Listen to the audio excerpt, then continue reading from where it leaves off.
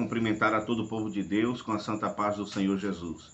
Meus queridos irmãos, nós estamos mais uma semana estudando as lições Betel de número 7, que fala sobre a santidade de Deus. E o texto base para essa temática está escrito em Êxodo capítulo 15, versículo 11, Isaías capítulo 6, versículo 2, primeira carta do apóstolo Pedro, capítulo 1, versículo 15 e 16. E também nós temos a leitura complementar, que vai de segunda a sábado, que nós vamos falar um pouco a respeito de cada dia da semana, porque de fato o comentarista abordou muito bem essas questões aqui a respeito da santidade de Deus. Eu diria que não é um assunto tão difícil. Por que não é um assunto tão difícil? Porque a santidade de Deus, ela é descrita de ponta a ponta, do Antigo Testamento ao Novo Testamento. Nós vamos dar o significado a respeito do que significa esta palavra em especial, que fala sobre a santidade de Deus, que é a palavra Kadosh. Kadosh ou Kodosh. Tanto faz, aliás, Kodesh. Perdão, irmãos. Kadosh ou Kodesh, ela vem a significar uma pessoa que é consagrada, separada, dedicada à atividade espiritual. No caso, espiritual, porque aqui nós estamos tratando de um contexto que trata da santidade de Deus e do povo santo. Então, Kadosh ou Kodesh significa dedicar, santificar, purificar e consagrar, separar. Então, geralmente a gente conhece mais a palavra santo pelo significado de separado, né? Separado para Deus, separado para fazer a sua vontade, separado para viver em novidade de vida. Então, a palavra Kadosh, ela vem a significar, ter significado. Então, você pode escutar essas duas expressões, ou Kadosh ou Kodesh, que na verdade está se referindo à santidade de Deus e também à separação do homem para Deus. Então, o termo, por exemplo, no Novo Testamento, Hagio. Hagio significa santo. E embora a palavra Hagio signifique separado do mundo para Deus, existem outras palavras que vêm também a significar separado, mas não separado exatamente para Deus. Só que a palavra Hagio, ela significa separado do mundo para Deus. É uma palavra mais específica de que a pessoa ela foi agora consagrada para estar servindo a Deus nesse trabalho. Então, a santidade de Deus, como nós já vimos no vídeo anterior, trata-se de um atributo moral de Deus. Esse atributo moral, na verdade, no vídeo anterior eu descrevi o que é atributo moral e o que é atributo incomunicável.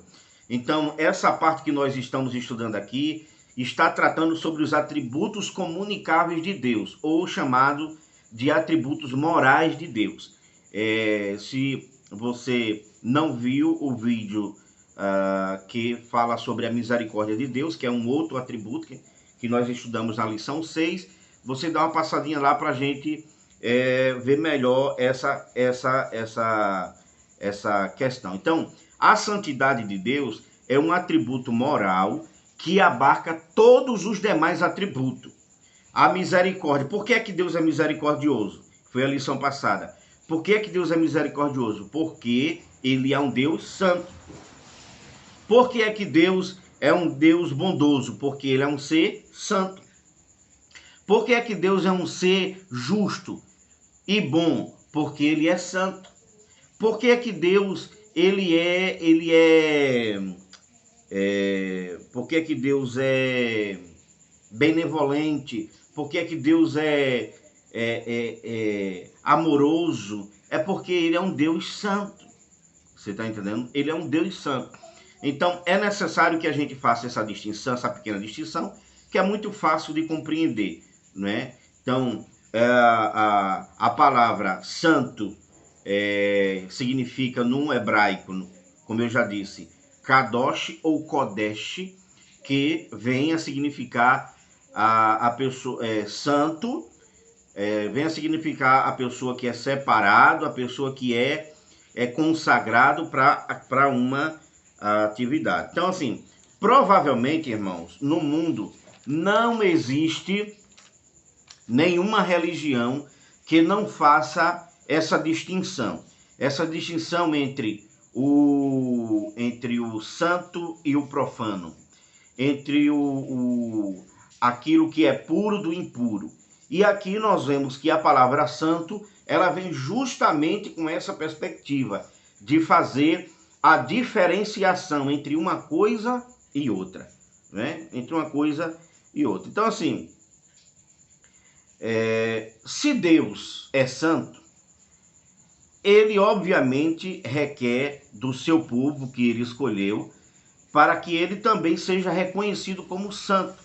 E aí, por isso que nós precisamos dar uma passadinha lá no Antigo Testamento para ver que no Antigo Testamento Deus tinha coisas que eram consagradas a Deus, lugares que eram consagrados a Deus, período de tempo que era consagrado a Deus, pessoas eram consagradas a Deus. Então, por exemplo, falando especificamente sobre lugares que era santificado a Deus, a Bíblia diz que Moisés, ele estava pastoreando ali as ovelhas do seu sogro e de repente aparece ali uma chama, né, em uma sarça que não se consumia. E quando Moisés se aproxima, aí o Senhor diz: para lá, Moisés, porque a terra aonde tu estás é terra santa. Então, o que é que Jesus estava querendo dizer naquele contexto? O que era que ele estava querendo demonstrar para Moisés com isso? Que ali havia lugares, ou parte de lugares, que somente poderia se aproximar aquele a quem Deus, na verdade, tivesse consagrado, separado, para que pudesse se aproximar. Como é o caso do tabernáculo, no lugar santo dos santos, aonde só poderia entrar o sumo sacerdote uma vez por ano, depois de ter feito todo o ritual, todo aquele procedimento. Então, a Bíblia fala também sobre a questão lá de que Jacó, ele erigiu, né, um altar e chamou aquele lugar de Betel. E aquele lugar, na verdade, ele passou a ser um lugar santo, né, um lugar diferenciado.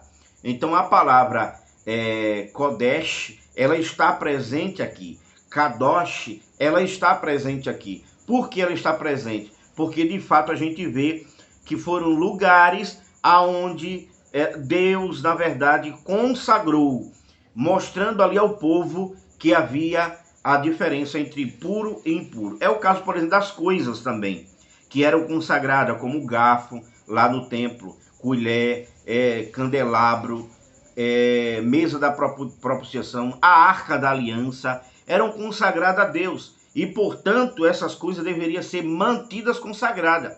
E você vê que quando, no contexto bem posterior, Belsazar, ele fez uma festa e mandou trazer as taças, né, os utensílios da casa de Deus, que Nabucodonosor, seu pai, tinha trazido de Jerusalém para Babilônia. E estavam lá no templo do seu Deus, e ele manda trazer para beber vinho, ou seja, o impuro misturar o puro com o profano, né? Que era o que ele estava tomando ali, fazendo as suas orgia e tudo mais. Então, veja, e o que foi que aconteceu? De repente apareceu na parede, né, na estucada da parede, uma mão escrevendo, dizendo: Mene, Mene, Tekel e Fassim. Pesado foi o teu reino na balança e foste achado em falta. Que significou, na verdade, é passado, né, de ti esse reino. Então, nós percebemos que precisamos compreender o que é realmente Kadosh do que não é Kadosh. Do que não é Kadosh, não pode ser misturado. Então, no caso aqui, ele se deu mal, Belsazar, porque o que era santo, ele misturou com o profano, e não pode. E a Bíblia diz: horrenda coisa do homem é cair na mão dos deuses vivos. É por isso que muitas vezes, irmãos, nós vimos na igreja, às vezes, tocador tocando música do mundo com os instrumentos da igreja, saxofone, e diz que não tem nada não, né? E até mesmo, irmão, tudo que tem na nossa casa é santo. Nós que somos cristãos, tudo que tem na nossa casa é santo. Consagramos ao Senhor o nosso som, nossos instrumentos musicais, tudo nós consagramos ao Senhor. E, portanto, devemos ter em mente de que o Senhor não se agrada de que misture o santo com o profano. A Bíblia diz que de uma fonte só não pode sair água doce e água salgada, né? Então, tenhamos cuidado com isso também. A santidade de Deus também estava presente, irmãos, num período de tempo. Qual era o período de tempo? Por exemplo, a Bíblia diz que uma vez no ano, a nação de Israel tinha que fazer expiação pelo pecado. E nesse dia ninguém comia, nesse dia ninguém podia fazer absolutamente nada. Tinha que consagrar ao Senhor. Era o dia da expiação. Assim também como no caso do dia de sábado, que a Bíblia fala em Gênesis capítulo 12, versículo 3, que no sétimo dia Deus fez tudo, né? 6 dias, no sétimo dia descansou e abençoou Deus o dia de sábado e o santificou. Então, há períodos também na palavra que mostra a santidade de Deus presente em período de tempos. Então já vimos a santidade de Deus presente em lugares, como no caso ali do tabernáculo, no caso ali do lugar onde Moisés estava na sarça, como por exemplo em Betel, onde Jacó ele erigiu um altar.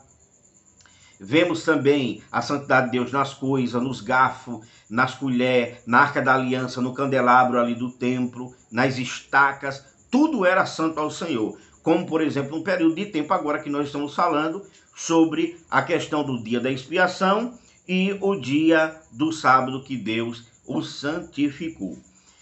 Mas com isso, o dia de sábado não devemos interpretar como os nossos irmãos adventistas, né? Que há um equívoco muito grande no que diz respeito a essa questão da guarda do dia de sábado, que para eles vale, né? Mas a Bíblia fala categoricamente, claramente, só não vê quem não quer, de que o dia de sábado ele era um memorial e, portanto, ele tinha uma finalidade de término, não é? De término. Agora, obviamente que o seu princípio, que é o princípio do sábado, é descansar em qualquer dia da semana, e isso está claro nas Escrituras. Por quê? Porque Jesus, a Bíblia diz que Jesus é o nosso descanso. Então nós descansamos em Cristo e não exatamente num dia de sábado, e quanto a isso não devemos temer. E a gente vê que teve até uma pessoa que no Antigo Testamento ele estava apanhando lenha e ele morreu apedrejado, porque aquele era o dia que Deus tinha santificado. A diferença entre a nação de Israel em relação à questão da guarda do dia de sábado estava presente em descansar, separar-se, diferentemente das outras nações. E por aí vai. Tá, irmão? Então, assim, e aí nós podemos ver que a santidade, ela também estava presente na separação de pessoas. Na separação de pessoas. Então, por exemplo, os nazireus de Deus, como Sansão e todas aquelas outras pessoas em Israel que queria fazer um voto de nazireado, então essa pessoa não podia beber vinho, nem bebida forte, tinha que ter o cabelo crescido. Havia um padrão pelas quais aquelas pessoas deveriam obedecer. E por que deveriam obedecer?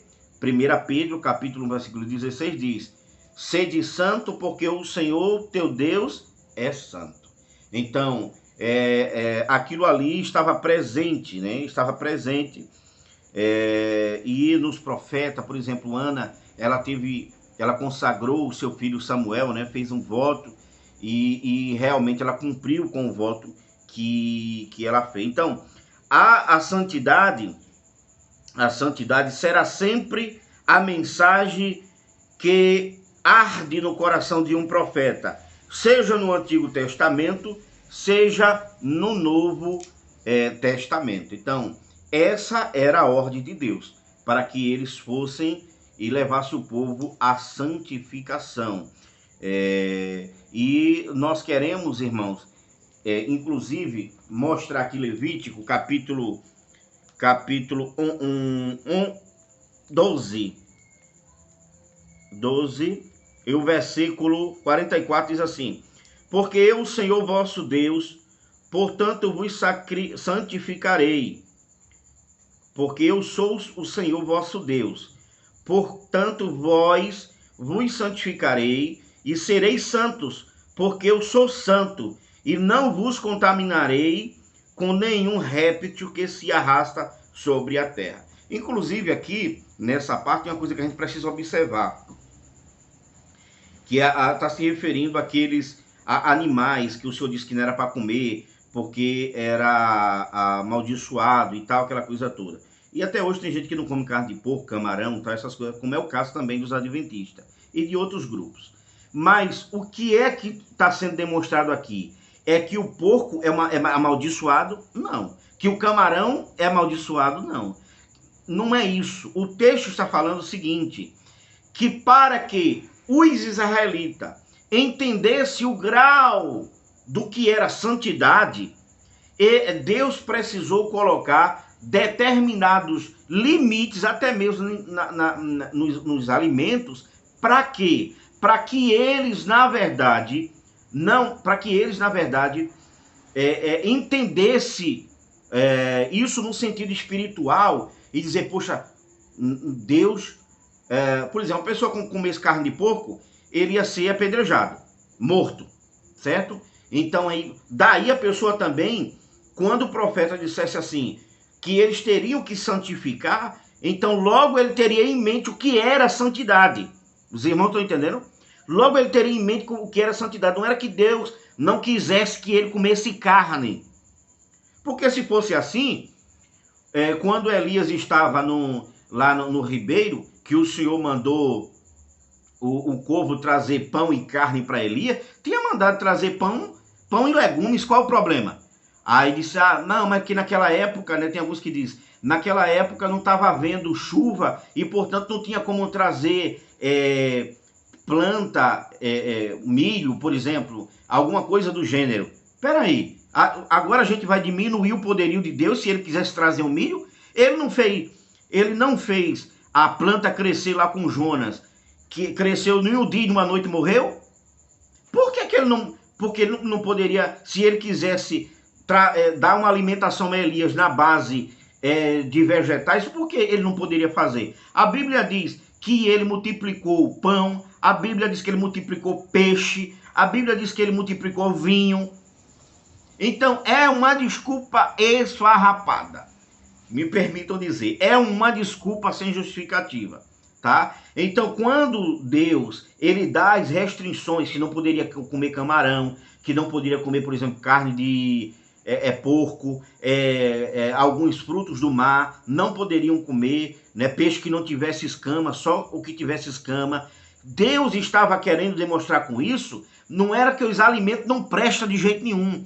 Ele estava querendo dizer que, da mesma forma, as pessoas deveriam se comportar diante de Deus, entender o quanto deveria ser santo para o Senhor nosso Deus. Tá certo, irmãos? Eu gostaria de ler outros versículos, mas eu acho que a nossa lição ela já foi muito bem clara, né? A lição, principalmente aqui nessa parte aqui da leitura complementar, aponta Levítico 20, capítulo 26, que fala dizendo que Deus é santo. Primeiro Crônica 16, 29, que devemos adorar na beleza da sua santidade. Segundo Crônica, capítulo 20, versículo 21, todos devem louvar ao santo Deus, Senhor, na beleza da sua santidade. Bom, se formos, irmãos, procurar versículo que fala sobre a santidade de Deus, nós vamos encontrar muito. Então, por isso que é um assunto claro nas Escrituras. Agora, onde é que está o problema, irmãos? É quando a gente começa a transmitir isso, transferir isso para a minha e a sua vida.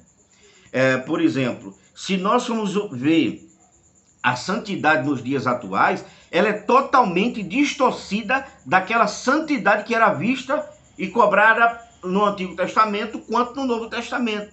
Exemplo, hoje as pessoas têm um linguajar, uma filosofia, uma ideologia, que Deus só quer o coração.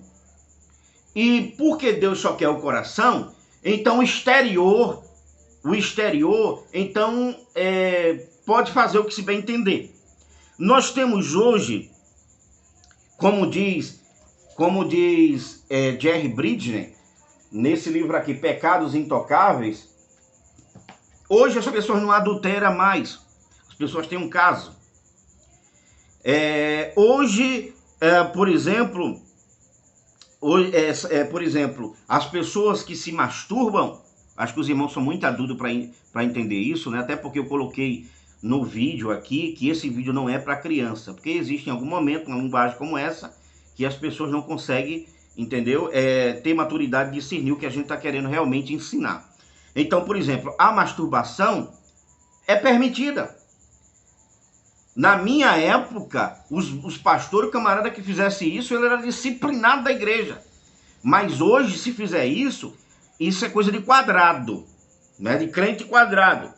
Então, veja, sabemos que muitas coisas do antigamente, que os nossos irmãos ensinavam, não podia assistir televisão, não podia usar roupa jeans, que era do diabo, não podia usar sandália havaiana, que era moda, não poderia cortar o cabelo, aparar, porque dizia que a parte do cabelo ficava guardada no céu, e aí a pessoa ia ter que prestar conta diante de Deus. Você está entendendo? Então, essas coisas, na realidade, não eram pecado, né? Não eram pecado. Agora, como é que fica os nossos irmãos do passado? Eles foram desonestos? Não. Eles tinham realmente essa instrução e não era com má intenção. Era para que o crente ele fosse cada dia mais santo diante de Deus. Havia cura, havia milagre, havia libertação, havia batismo com o Espírito Santo, havia pessoas que no culto de oração ficavam batendo na porta para ser crente. Havia, irmãos. Deus falava verdadeiramente no meio das pessoas. Aí hoje a gente entendeu que realmente isso não é pecado, então vamos fazer. Vamos assistir televisão. Aí o cara bota filme pornô, que é para apimentar, como alguns pastores estão ensinando aí, que é para apimentar o relacionamento entre o casal que já está caindo na rotina. Irmão, isso é coisa de Satanás, irmão. Isso é coisa do capeta. Você assistir a televisão não é pecado. Agora a Bíblia diz, cuidado com aquilo que você bota diante dos seus olhos. A Bíblia, por exemplo, hoje em dia diz, olha, o casal dentro de 4 paredes pode fazer o que quiser. Pode? Pode não, irmãos. Aí diz assim, irmão Eliseu, me mostre na Bíblia onde está escrito que o casal não pode fazer, e diz mais, que é sexo oral e sexo anal. Sexo, irmão, sexo oral e sexo anal? Aonde é que está isso nas Escrituras dizendo que isso é uma coisa normal? Pelo contrário, a Bíblia diz que isso é invenção do capeta, irmão. Isso é invenção da criatura, que deixou de dar glória a Deus e santificar-se a Deus, que é bendito para todo sempre, amém. No Antigo Testamento, quando Deus veio ter com o povo disse assim, Deus disse a Moisés que era para dizer aos homens e às mulheres que era para se separar da sua esposa, consagrando a sua vida para que não fosse fulminado naquele dia que o Senhor descesse para falar com os homens. Então, irmãos, esse padrão de santidade hoje, que nós estamos dizendo que é santidade, está corrompido. Está corrompido. Aí não há cura de verdade, só há cura de mentira. Também não estou generalizando com isso. Eu sei que tem alguns fatos, atos verdadeiros, que Deus honra a própria fé do indivíduo. Mas na grande maioria, tudo mentira. Profecia de mentira. Batismo de mentira. Conversão de mentira. Diz que está cheio do poder de mentira. Irmãos, olha, nós precisamos entender que essa santidade que as pessoas dizem dos dias atuais, na verdade, não passa de doutrina do demônio. Irmão Eliseu, o senhor está sendo radical. Estou mesmo, irmão. Porque Jesus é exclusivista. Jesus, ele é aquele que diz, olha, ou serve a Deus ou a Mamon. Ou serve, e vereis a diferença entre os que servem a Deus e os que não servem. Isso é santidade. Deus requer do seu povo santidade. Então eu tenho que ser radical porque Jesus não foi complacente com o pecado, irmãos. Hoje os pastores passam a mão na cabeça. Não é todos não, viu, irmãos? Não é todos não, mas alguns. Sabe que o cara não está casando virgem, não disciplina o camarada que cometeu esse pecado, fornicação, pelo contrário, quem casa virgem é coisa do passado. E essa moda está entrando dentro da igreja e principalmente nas grandes metrópoles, como Recife, Rio de Janeiro, São Paulo, Curitiba e tantas outras regiões desenvolvidas. Pecado já não é mais pecado. Inclusive eu quero ler aqui uma citação do comentarista desse autor aqui, Jerry Bridges, Pecados Intocáveis. Só no nome você já sabe, pecados intocáveis. É aquele pecado que não se pode tocar. Ele diz assim, ó, hoje não chamaríamos aqueles não é essa aqui não, peraí, viu? Deixa eu ver aqui, deixa eu me... Cadê? Deixa eu ver aqui, irmãos. Eu marquei aqui para ler para os irmãos, porque de fato nós estamos... Aqui, porque ninguém mais peca, alguém ainda acredita em pecado? Para enfatizar suas observações, o Dr. Menege afirmou que, no discurso presidencial americano do Dia Nacional da Oração, a última menção ao termo pecado foi do presidente Eisenhower. Não está certo não, viu, irmão? É porque eu não sei ler inglês. E em 1953, e suas palavras desse presidente vieram emprestadas de um chamado nacional à oração feito por Abraham Lincoln em 1863. Portanto, como o Dr. Menege comentou, oficialmente, como nação, deixamos de pecar há uns 20 anos e agora mais de 50. É o que ele está dizendo. O pecado foi embora, não existe mais. Já deixamos de pecar há mais de 20 anos na época dele. E quando Jerry Bridges aqui escreveu, citando o outro autor, disse que há 50 anos já não havia mais ninguém que pecava. Por quê? Porque a doutrina, o ensino sobre o que é pecado e o que não é pecado deixou de existir. Você está entendendo? Culto de doutrina é uma afronta. Por quê? Porque o pastor não quer perder o dízimo, o pastor não quer perder a amizade, o pastor não quer perder... Irmão, me permita dizer isso, porque senão você conivente com os outros, com os demais. Tá bom, irmãos? Aí vejo que... Aí tem um monte de citação aqui, né? Tem um monte de citação aqui. Na Inglaterra do século XX, C.S. Lewis explicou: a barreira que mais encontro é a falta quase total de algum senso de pecado em meus ouvintes. Em 2001, D.A. Carson, estudioso do Novo Testamento, afirmou que o aspecto mais frustrante de pregar o evangelho em universidades é o fato de, no geral, os alunos não terem noção de pecado Eles sabem pecar muito bem, mas não conhecem a natureza do pecado. Bom, e aqui ele vai continuando dizendo que as pessoas adulteram, as pessoas não adulteram mais. Ela tem caso. Os executivos não roubam, eles cometem fraude.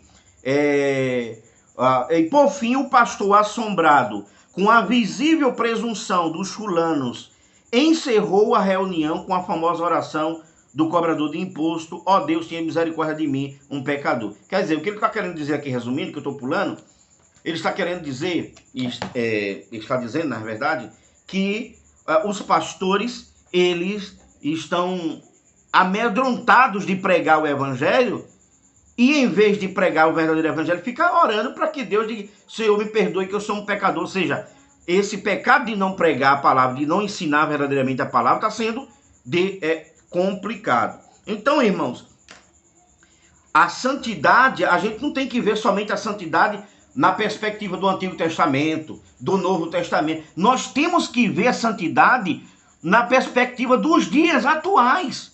Mas essa santidade não é baseada no achismo de fulano, de beltrano, mas é baseada no que a Bíblia diz o que é santidade. Porque pecado, irmãos, não deixou de ser pecado só porque a gente está no século 21. O pecado de adultério que era no Antigo Testamento foi no Novo Testamento. Inclusive João Batista teve a sua cabeça degolada por causa disso, né? E continua sendo nos dias de hoje. Pastores, pelo amor de Deus, acordem para que essa mensagem, para que esse ensinamento possa gerar mais aproximação e comunhão com Deus, como diz a Bíblia: aquele que é santo, santifique-se mais. Aquele que é justo, seja mais justo. E assim vice-versa, irmãos. Você está entendendo? Então hoje, por exemplo, você chega dentro da igreja, você tem um problema. As pessoas, o problema é a tecnologia, né? Principalmente a tecnologia, que desvirtua todo o culto, que desvirtua todo o entendimento das Sagradas Escrituras. O telefone, tem pai, tem mãe que dá o telefone para o menino para que ele jogue dentro da igreja, irmão. Que é para ocupar a mentalidade dele dentro da igreja, no culto, irmãos. Isto é um absurdo. Isto é um absurdo. Então, nós temos outro problema. Os pais, as pessoas de forma geral, fazem a mesma coisa toda hora, olhando as mensagens no WhatsApp. Se olha de cima você vê os claros dos celulares. Parece até que Deus vai fazer ligação para os homens. Deus não quer falar, não é através do celular não, irmãos. Deus quer falar através da palavra. Deus quer falar através de um homem de Deus, de uma mulher de Deus, usá-la ali por meio do dom de profecia. Deus quer levantar homens e mulheres com o dom de cura para fazer milagres acontecer no meio de nós. Mas em vez disso, o povo entra e sai na igreja. Parece que se as pessoas bebessem água como bebe quando chega dentro da igreja, ele nunca teria problema de rim. É um entra e sai tão grande que você, meu Deus, tenha de misericórdia. Tenha de misericórdia. Então, sem contar aquelas irmãs, os irmãos que vêm seminua, né? Vem seminua para a igreja, achando que ninguém vai olhar aquilo ali, ninguém vai notar. É o seio de fora.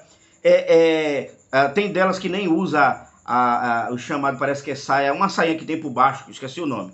Uma sainha que tem por baixo que é para dar uma inibida, né, em qualquer expressão mais volumosa na sua roupa. Então, tem delas que isso é coisa para velho, não existe mais. Você está entendendo? Não tem quem me faça usar. Eu me sinto incomodada. Irmãos, o precioso da nossa vida é se santificar para Deus. Mas Deus não quer roupa, não. Deus quer... Quem disse? A Bíblia diz: rogo-vos, pois, irmãos, pela compaixão de Deus, que apresentei o vosso corpo, não é o vosso coração, não. É o vosso corpo em sacrifício vivo, santo e agradável a Deus, que é o vosso culto racional. E não vos conformeis com este mundo, mas transformai-vos pela renovação do vosso entendimento, para que experimentei qual seja a boa, perfeita vontade de Deus. Aleluia. Glória a Jesus. Bendito seja o nome do Senhor para todo sempre. Mas não, em vez disso, irmão, um passeia para lá, o outro quer mostrar a roupa que comprou, o outro quer, a Bíblia diz, guarda o teu pé quando entrares na casa de Deus. Inclina-te mais a ouvir do que a oferecer sacrifício de tolo. Tu não sabe que faz mal? Glória a Deus. Glória a Jesus. Você sabe que faz mal. Agora você está esperando Jesus lançar um anzol no teu nariz e mostrar como é que é ser crente de verdade.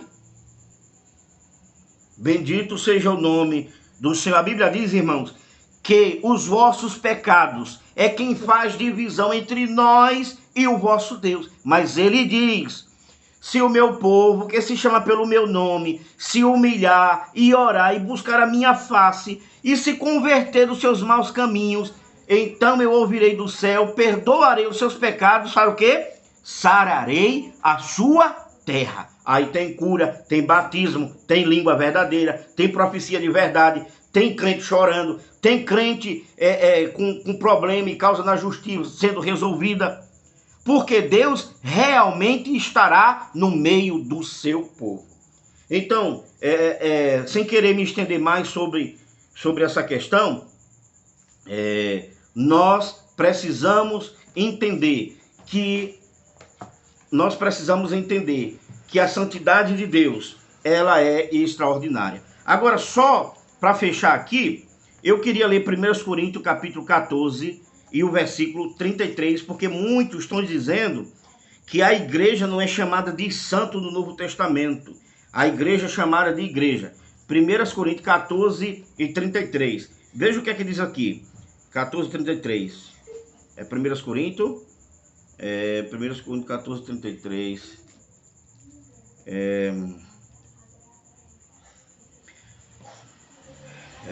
Não vos enganei. Eu vou ler, não é esse não, mas eu acho que Deus quer falar através desse versículo. Olha, não vos enganeis, as más conversações corrompem os bons costumes.